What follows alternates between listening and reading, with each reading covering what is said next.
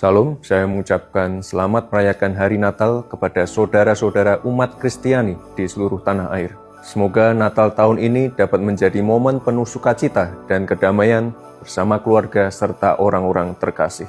Dalam momen yang baik ini, saya juga ingin mengajak seluruh masyarakat untuk bersama-sama mendoakan saudara-saudara kita di Sumatera yang menjadi korban bencana banjir dan longsor. Semoga Tuhan Yang Maha Kuasa selalu menyertai dan memberikan kekuatan bagi saudara-saudara kita. Terakhir, saya juga mengucapkan terima kasih kepada jajaran TNI, Polri, ASN, dan seluruh komponen bangsa atas kontribusi aktifnya dalam menjaga arus mudik, serta menciptakan suasana Natal dan Tahun Baru yang aman, damai, hikmat, sesuai arahan Bapak Presiden Republik Indonesia. Selamat Hari Natal, semoga damai sejahtera senantiasa menyertai langkah kita semua. Terima kasih, Salam.